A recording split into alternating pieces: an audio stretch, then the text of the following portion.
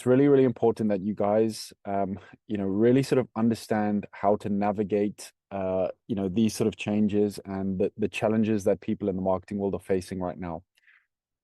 Because it is literally never, ever, ever, ever, ever been more saturated.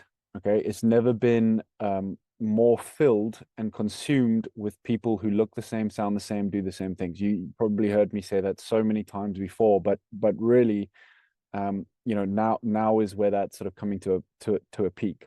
And it's coming to a peak for a few reasons. One is that it is more accessible to basically get online, start a brand now than it has literally ever been. Okay, so you just open up Instagram, start a social media profile page. Most people think that is what having a brand is. Okay, but it isn't really. Okay, most people have what we call quasi businesses, where they think they're running a business, but the business is like they're not. Okay. And so what I really just want to share with you guys is number one, how can you start to position yourself in this crazy sort of sea of noise, and really avoid falling into the trap of the sort of AI generated content machine that is only getting faster and more rapid. Now, I'm not a artificial intelligence hater, by the way. I use it every single day, so I'm a heavy user. But what I'm not is, someone who's using AI to replace me and my thought leadership. Again, I said to you guys maybe last week, I was watching a few videos on AI automation, and the one guy literally was saying, this is an AI automation to literally create thought leadership content. And I thought that was quite funny, because how can it be thought leadership content when the thoughts are not your own? Okay, so that's really what we're finding right now is like it's people jumping to automation because the promise of saving X amount of time is very, very appealing to a lot of people, especially if you wear all of the hats. Okay, especially if you do all of the things in your business, damn right to try and look for solutions that'll help you automate things. So that's just a bit of a caveat to the start of this presentation, because I'm a firm believer in automation where it makes sense, but not sort of in replace, not to replace other things. But anyway, where I just want to start is by basically just alluding to the fact that the marketing world has basically been flipped upside down. Okay. And for a lot of the reasons that I just explained, but a big one is understanding people's search intent. Okay, how are people searching for your solution? Okay, because you've really got to put your mind and yourself in the shoes of your customer to understand where are they looking for solutions. And like one of the biggest superpowers you can have as a business owner, a marketer, a salesperson is developing the skill of actually transporting your mind into the mind of your customer. Okay. And so when I did that a few months ago, and it was very much what I was feeling too. It was like, oh my gosh, like I hate social media. I'm posting every single day. I'm spending hours per day posting reels. Am I actually creating anything of substance? Okay. And that was what I was bumping my head up against, because it was really frustrating. It felt like I was running on a treadmill. It felt like I was running, and it was constantly trying to get somewhere. And sort of that led me to really dive into what is happening with people's search intent. Okay, and this is what I mean by the marketing world's been flipped on its head, because traditionally users would go to or they would type into Google a few keywords and they would say, okay, how can I find this solution? Blah, blah, blah, blah. Okay. Google would then send out its little, almost like spiders along the spider web, and draw back the top 10 or 12 best links for that website. And that's kind of how you would find information. Now what's happening is AI is replacing traditional Google search. Okay. So when if you think about your own behavior, if I think about my own behavior, I will ask ChatGPT, or I will ask Google Gemini, what's the answer to the solution? What's the next best thing I should do here? help me find a product for this. Who's the best person to help me with this problem? Okay, so I'm asking AI. And so what that means is the whole sort of traditional world of marketing, which has typically been based around usual search intent, it's completely flipped to natural language patterns of how people are speaking to AI. And so if you think a few years into the future, okay, maybe 3 years or 4 years or 5 years, maybe not even that long, and maybe it's even a few months. But if you think what ChatGPT is doing, okay, it's got a huge amount of users on its platform, huge, and it's only growing. What are they most likely going to do eventually? Okay, they're most likely going to open up to advertising at some point. Okay, so actually taking a sort of model of what Google has done, which has usually been SEO, pay per click, like pay for ads to rank higher on Google. Facebook does it. Facebook has advertising. Snapchat has advertising. YouTube has advertising. X has advertising, and it's always been one of the biggest sources of revenue for these tech companies. It would be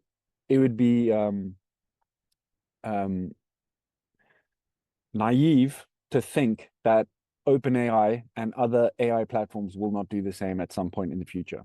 Okay, so if you think about that, then think about the fact that these platforms are most likely going to try and keep you on the platform for as long as possible. So what I mean by that is when you ask AI a question, it's going to go find you the solution, find you the product, deliver it back to you. And it might even, instead of delivering you someone's thing, it'll actually do the checking out for you and the purchasing for you. Okay, AI is going to do it for you. So just think about that from a completely automated standpoint. If you were to ask your phone, hey, I really want this product, or I really want to find a coach in this industry, it'll go out, do the research, find the best people, give you a few options. You say, I like the look of that person. And then because AI will know so much about you, it will know who you're best suited to basically be helped by. Okay, so that's the future of hyper personalized online behavior and shopping. Okay, so that's just a little look into some of the research I've been doing. And that's what I mean by the marketing world being flipped on its head. Okay, the way people are looking for services and products has completely changed. And so over the next few slides, what I'm going to do is basically give you guys some things to chew on. Number one is the move to evergreen content and how that actually affects AI search.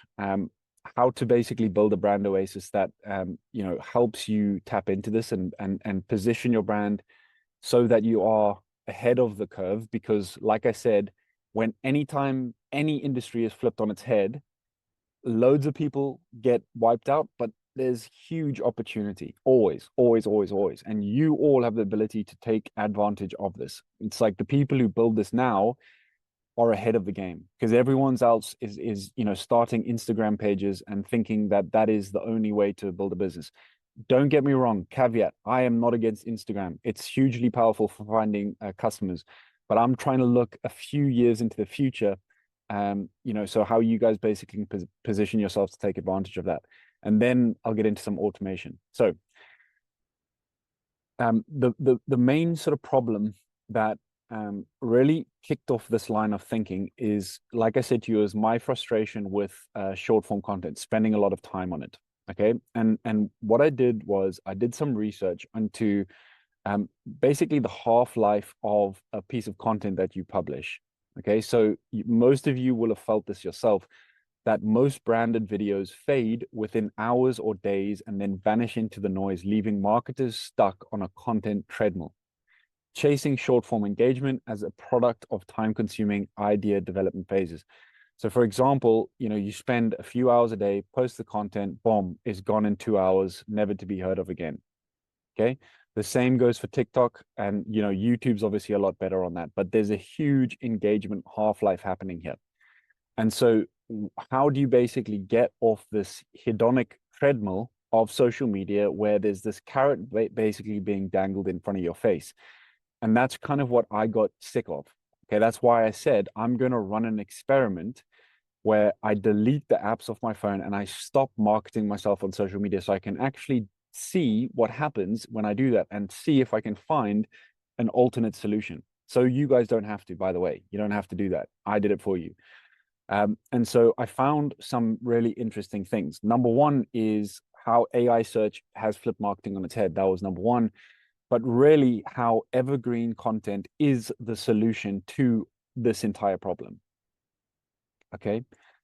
Evergreen content basically means building, I also call it legacy content, but essentially, this is stuff that fuels your own personal growth and your own business growth all of the time.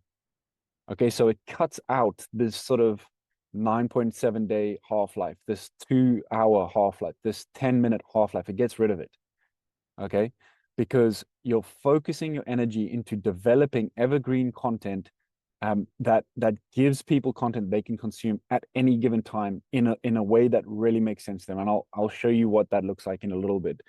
But at the heart and soul of evergreen content is basically the 7-11-4 rule. And I've explained it to you guys before, but for anyone who hasn't heard this, Google spent a lot of money researching consumer behavior and how much content people need to consume before they are actually ready to buy from you. And they basically came to the number of 7 hours worth of content, okay, across 11 brand touch points on 4 different platforms, okay? And so, you know, if I just look at the behavior of, you know, for example, one of my most recent clients who came on board, which was, you know, literally worth, I think, 37K. They came through one of our lead magnets. They watched one of our free courses, which actually, funnily enough, was 7.5 hours. Okay, so it was 8 videos, total 7.5 hours, watched every single minute of it, booked in a call, jumped on the call, and it was like that guy basically was my best mate, and I had never met him before. Okay. We did 2 calls off the back of it. I proposed 37K price tag to them, and they took it. Okay. So this shit works. 7 hours worth of content is very, very important for you guys to build up. 11 brand touch points. What do I mean by that? Okay. So email is a touch point. Every time you get an email from me or a marketer, that counts as a brand touch point. A direct message or a conversation with someone counts as a touch point. Your website is a touch point. Offline strategies are touch point. For the other day, I had a meeting with an old client in person. 2 weeks later, he reached out to me, Luke, I really want to work with you again. That coffee I had with him counts as a touch point. Online touch points, you know, this could be you know, sort of like a story that you put up. It could be an Instagram post. Like I said, guys, I'm not against social media. I think it's great as adding another touch point, but it's not at the heart of the strategy. Then it's 4 different platforms. Okay. So typically what we'd like to do is your website is one platform, YouTube is one platform, LinkedIn is one platform, email is another platform. Okay. So that's basically how we tackle the 7-11-4 rule. But just remember, you can creatively think about this in your own way. For example, you know, I've had ideas of basically hiring a fat billboard on one of the busiest streets in Bali. Okay, I haven't done it yet, but I've thought about it. But that would count as a touch point. Okay, so you've got to think of every single time someone's exposed to your brand as another moment. It's another moment. It's another moment. It's another seed. It's another thing that's driving them towards eventually being someone who would be open to buying from you. Okay. So, and another rule, okay? So I gave you guys the 7-11-4 rule. Here's the 95-5 rule, okay? And the 95-5 rule is a really, really important thing for you guys to understand. I think we spoke about it a few weeks ago. But really what it is understanding that 95% of people at any given time are not yet ready to buy from you, okay? But 5% of people are. Okay. And so your job is to think of this as a conveyor belt that moves people from the 95%. You market to the 95%. Your content does the work of transferring them and sending them all the way down this conveyor belt to become the 5% who actually want to buy from you. Okay. So the Google 7-11-4 rule is basically the stuff that happens in the middle here that helps transfer these people over to these people. Okay, so it's like two rules stacked on each other, on top of each other. Now, if you're thinking, how the hell do we do this? Well, the different types of content that you need to be producing, and this kind of falls back to the overarching strategy of what is your evergreen content. And this is how we plan out our evergreen content. I'll show you an example of it in a little bit. But what we do right at the front is we focus on what we call TOFU content. Okay, and TOFU stands for top of funnel. Okay, so it's basically the content that's right at the top of the funnel, and that basically nurtures people, it captures their attention, and it gets them into the system. Then we've got what we call knowledge wells, which I'll tell you about in a second, which does more of the advancing of people to the 5%. And then what we have is what we call BOFU content, bottom of funnel content. Okay, and so these three types of content work hand in hand to slowly act as a conveyor belt from the left-hand side to the right-hand side. So for example, right now in your network, there is likely 5% of people who are literally waiting for you to reach out to them and actually convert them into a sale. But you just haven't connected that last touch point with them yet. That's why maybe that can sort of motivate you to do something today. But there's 95% of people, your content is invested in basically moving them alongside. So you've always got this nice flow of clients basically into your business. Okay, so that's kind of the overarching strategy for that. Now, what are each of these pieces of content? Well, TOFU content is basically for people who want to learn. Knowledge wells is essentially for people who want to evaluate and go deeper. And BOFU content is for people who are ready to buy. Okay. So typically what we do for TOFU content is things like how to do this, how to overcome this problem, how to solve this this issue that you're facing. A knowledge well, for example, are more sort of in-depth statistics, research, things that you're pulling out from what you're seeing and presenting it to them in a way that is, grounded in concrete facts. And then BOFU content is essentially your case studies, your testimonials, your sales videos. It's a product demonstration style video. All of those things work to actually convert the buyer, answer any of those final questions that they actually have about, what you're selling. So you might be thinking, where the hell do I host all of this content? Okay, so I'm glad you guys asked. Because essentially, the allure of social media and having a high time preference based on your conditioning has basically meant that most people have forgotten about websites. Okay, so a lot of people are out there saying websites are dead, but websites are actually making a resurgence. And I'm talking about fully functioning websites where you can host all of this content in one single place that you own. Meta doesn't own it, Snapchat doesn't own it, what's the other one? Whatever doesn't own it, YouTube doesn't own it, LinkedIn doesn't own it. None of them own it. You own the flipping content that lives on your site. Okay. And most people don't have sites, which actually blows my mind. Because, and this is quite a little bit of a shocking image, but if you don't have a website, you are literally digitally homeless. Okay. If you don't have a website, you are digitally homeless. All right. And it's really, really important to understand that having a single Instagram page in today's day and age, considering AI optimization and the way AI is searching for things, is a dangerous, risky play. Okay, you don't want to be digitally homeless when this stuff really starts to pile on, because like I said, the whole marketing world has been flipped on its head. And so that's where we sort of coined this term, your brand Oasis. So again, some of you guys might have heard us talk about this over the last few weeks, but essentially your brand Oasis is a new updated version of a website, because rightly so, websites have a lot of baggage on them as a term, because most people create websites that just look pretty. So it's like eye candy. but you're like, and that's why most people's, spend $3,000, $5,000, $10,000 on a website, but it just does absolutely nothing because it isn't taking into consideration any of the strategy. Okay, it's not thinking about that.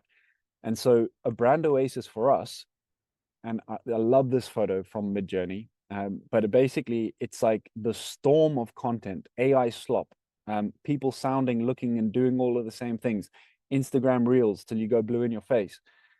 Your oasis is your place of calm in the midst of that noise. Okay, it's the place your customers can go to get a sense of relief.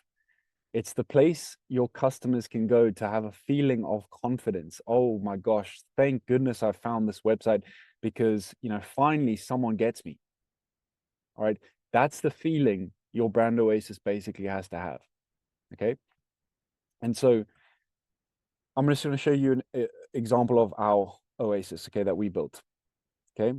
So you can see here that this is our brand oasis homepage. And so you can see that I'm kind of talking about, the same sort of problem agitate stuff there.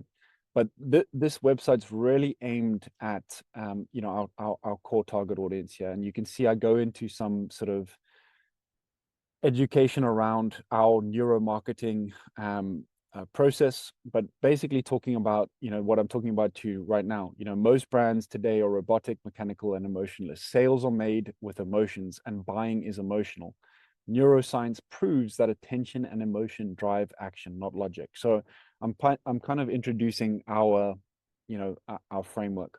So anyway, this is kind of the home page, but really where the interesting stuff starts to happen is over here on our blog. Okay, so this is traditionally what people have called blogs, but this is where all of our BOFU content, TOFU content, and knowledge wells actually exist. Okay. And all of this is optimized for the way that AI searches for content online. So if someone asks about a specific question, the sort of AI goes out and it does what we call parsing for data, PARSE. And so the way that this article is written, it's got my name up here, it's got the date, it's got the title, and then you can see that every single headline is almost formatted like my customer is asking a question. Okay, so the titles are formatted in a natural language pattern, the same way that people are searching on ChatGPT on Google now. Okay, it's not about keywords anymore, it's about understanding the words and the questions that your customers are actually asking. And so I go through, I write the content. I've got some other things there. And then you can see I've also got frequently asked questions at the bottom. I've got my name, and then I've got a call to action. All right. And so every single piece of content I produce now lives here, and every single one acts as its own funnel in a way. And so the more of this content that I can build around our niche, the more likely it is AI is going to reference us in direct questions that people are asking. Okay. And then what you can see is we've obviously got that content. I've also got, so a sort of course here laid out. So this helps more with the TOFU style content. You can see if someone clicks in, they've got this lesson, they've got a workbook. And so this essentially houses all of my brand's resources in one place.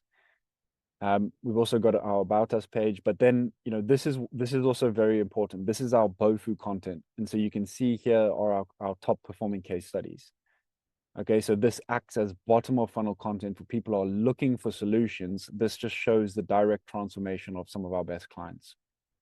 Okay, and then again, direct call to action. So you can see what it actually looks like to have a digital home, and why this type of site is so important in today's day and age in order to, number one, not be digitally homeless. Number two, to actually start to position your brand in a way that you're actually ranking higher on Google, ChatGPT, Claude, Perplexity, all of the different AI search platforms. Okay, so go back to my slides. Okay, so before I go into automation, does what I just presented to you guys make sense? And are there any questions before I move forward?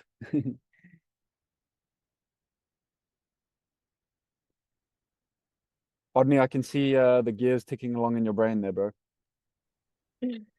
They are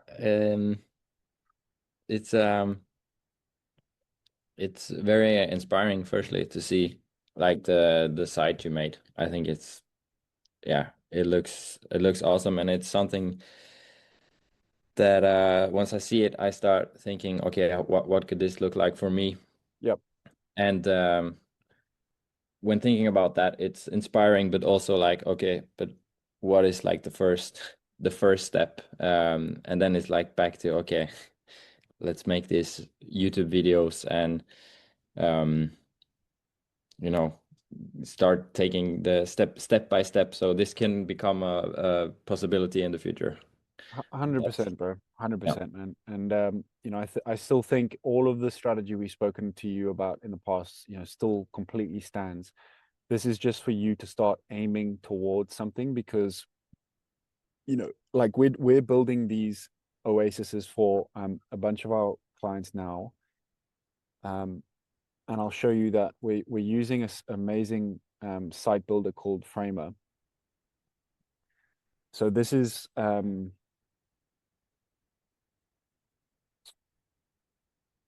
one we did for Chris. You guys know Chris helped, right? Yeah. So we basically helped him. We're basically building out his Oasis right now. But you can see that Chris is typically like he's been selling Amazon agency services, okay, but he has never had a website in 20 years, which is bonkers to me, bonkers. But now we're building this out for him, and he's going to have a way to essentially, add things to his outreach and really communicate to people in a professional way. All right, and so people doubt the importance and the power of what this actually does. Okay, so this is what like a homepage would look like. This all goes to a direct call for him, and then there's the blog site that then helps him rank on AI. Okay, so that's one example, and then we're also doing one for Casio at the moment. And so Casio is building it around executives, executive coaching on LinkedIn, but it's exactly the same process. We focus on the offer, we focus on the copywriting, and then we build it around that.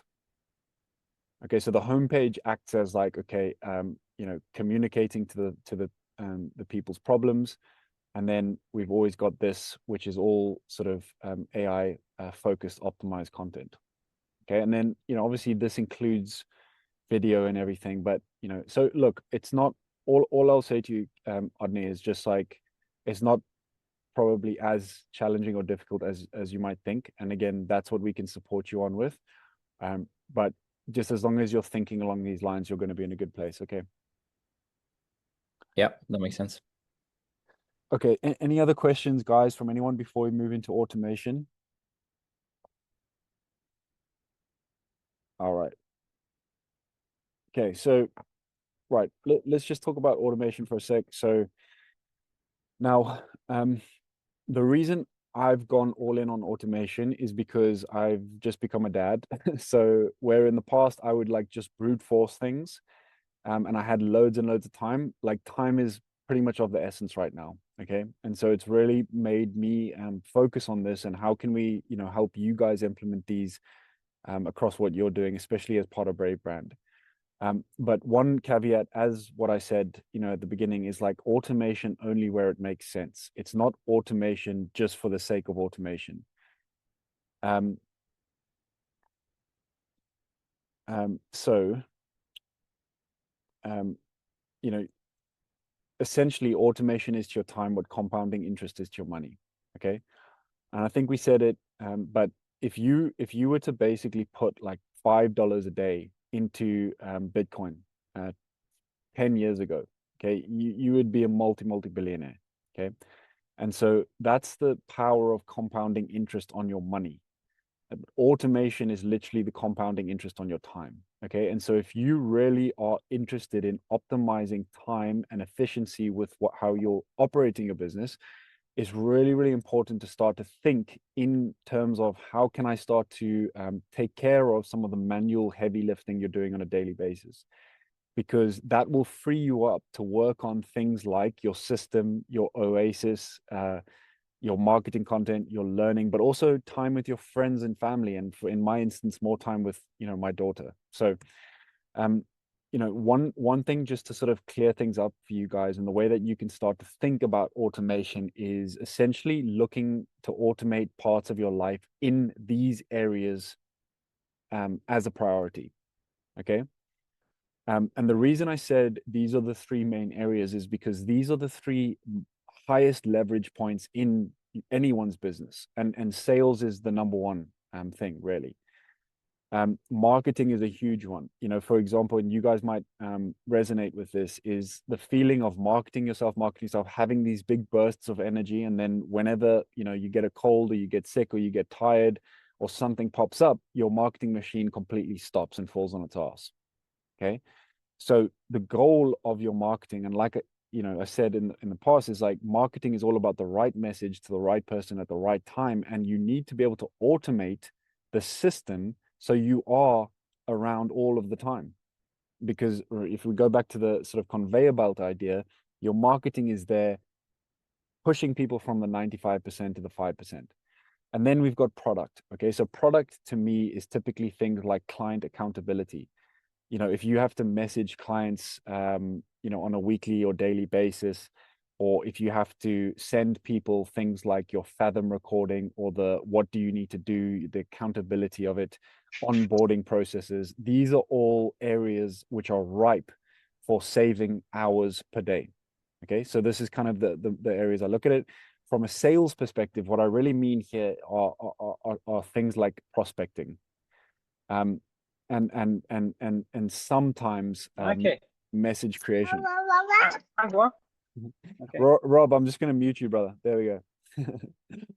So what I'm going to show you guys now is an example of how I'm using automation from a marketing standpoint. Okay, so I've got two automations running at the moment, which is basically an AI market research assistant. So I thought to myself, one of the places that I spend most of my time is actually thinking, what is the best content that I can write for my TOFU topics, my BOFU topics? And so I wanted to create a process which actually took that completely off my hands. Okay, so let me jump over to the software. So we use a software called make.com. Which is a really cool automation tool. And it's free, by the way, for the first 1,000 things. So I actually haven't paid a penny on this, and we're running pretty heavy automations on this on a daily basis. So the first step in this automation is essentially feeding it with the right type of content right here at the trigger. Okay, so this first module is called a trigger point. So I've created a Google form. Let me see if I can pull it up right now.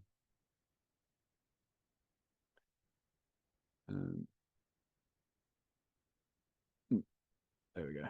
So I've created this Google form where I basically input what my core offer statement is, what my price point is for my product, what industry I'm in, what are the job titles of my buyers, what is their level of sophistication, what is their current state of dissatisfaction, what is their future desired outcome. And then I also list 5 to 10 real problems. Okay, so that's all I do. And I press submit. Once I press submit, this then triggers and it sends it to ChatGPT, that then starts doing research on that target audience. So it creates a full audience picture of that person. That then sends it to another module called SERP API, which goes and searches on Google what are the like how popular are the things that my clients are searching for, how popular are some of the topics. It then sends it to this data for SEO module, which then ranks the difficulty of each topic. And then it sends it back to ChatGPT, which then formats that onto a Google Sheet for me. Okay. So I'm not going to run this one for you guys, but basically this is what it will create for me. And so you can see that it's got all of my content titles here that I need to be creating. It's got what the primary keywords are. It's got the core problem, the piece of content solving. It shows me how difficult it is to rank on that from a Google standpoint. And then this shows me how difficult it is from a competitive standpoint. And so the other day, I basically ran this one. And so what I do is I basically just go, I just click on these, and then this will trigger the next workflow, okay, which I'll show you in a sec. So I run the research, and bear with me. And then I go to my article production engine. And then I've got this cool looking automation, which I'll show you now, but I'll first sort of explain the back end of it. So anytime I update one of these rows, okay, it's going to trigger this to go off, and then it's going to go down a process of doing deep research on the topic. So using ChatGPT's deep research. This then formats that deep research, puts it into an article format, which is AI SEO optimized based on my instructions. It then creates a document for me based on my template, and then it updates the Google spreadsheet. Then what it does is I then go in and I make edits and I write the content into the template that's given me. So all it gives me is what the headlines are going to be. I then write the actual paragraphs. Once I'm done with that, I then, well, let's just run that one first. Okay, so let's just pick one of these. So overcoming content creation burnout. Okay, so let's get this ready. All right, and so I just go overcoming content burnout, ready for research. Okay, so I hit ready for research. This then picks it up. It starts the deep research here in ChatGPT.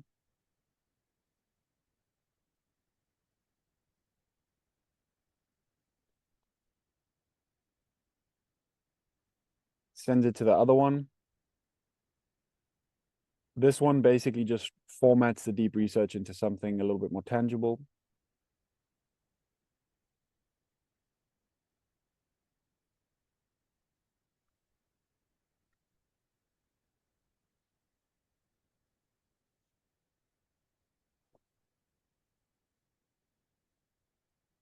This now feeds it into my Google Doc, puts it into a format, and now it's populating my template. And now it's told me it's complete. Okay, so it stops there. So you can see now on my content calendar, it now has added this document right over here, and it says draft in progress. Okay, so it's my job now to go into this draft and start populating it with content. So it's filled out what the title is. It's filled out a meta description. It's filled out a featured snippet, and it's given me bullet points to write my introduction. But then, you know, this part here is just like, what is the title? What are the writer notes? What's the purpose? And it also pulls out from the research some key evidence for me to reference in my article. So then what I do is I just go through it one headline at a time. And I will basically just start writing, blah, blah, blah, blah, blah. Okay, so based on this, and I'll weave this in, but it's also provided references for me based on the research. And so I'll just work my way down this article. So it's got all of the sort of main headlines here for me. Once that is complete, I'll then go here and I'll hit ready for editing. Okay, so this is going to freak it out because I haven't actually filled the content in, but I just want to show you what happens now. All right, let's go here. So I've just got it on wait for data. No, wait for data. And I go ready for editing. And this should trigger it in a sec. All right, so now it basically goes, it picks up my Google Doc that I've just filled out, and it sends it to Google Gemini. And I like to use Google Gemini because it's really good at writing. But Google Gemini is now acting as my article editor and copywriter. Okay, so it's taking all of the words that I would have just spent writing and refining it so it fits into the best practices of what AI is searching for on things like ChatGPT and other AI platforms.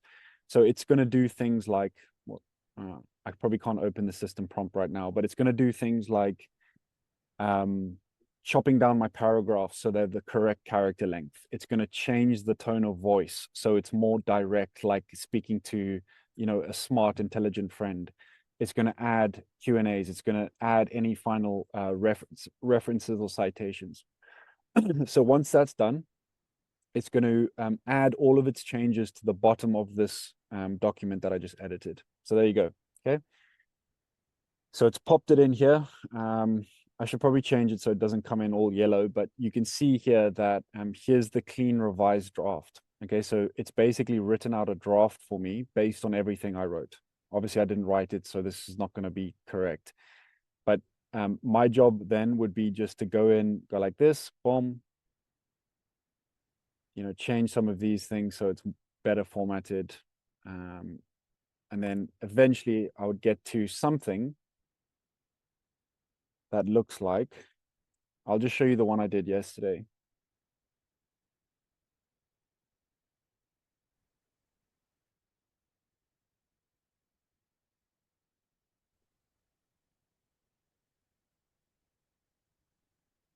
I think this was one I did recently. So you can see that your final document would look like this. Okay, so what you basically end up doing is you take the notes from Gemini and you just you pick and choose the things that you want. So once I've got that, I then upload it to my website, and this is the exact article that is basically living here right now. So I mean, each of these have been done through that process. But you can see, I mean, it's been 15 minutes since I started doing this demo for you guys. And I've got my content added here, and then all I need to do basically is review the edits, make the final changes, and then I've got my my piece of content ready to go. Now, this might not be relevant to a lot of you guys because I know you guys aren't necessarily doing brand Oasis article creation, but I just wanted to show you that obviously this can be applied to any form of content. And so it just means that I can crank out articles in like because you still got to write the stuff, but it's like an hour to an hour and a half versus literally a week of research and a week of writing, which is what it was in the past.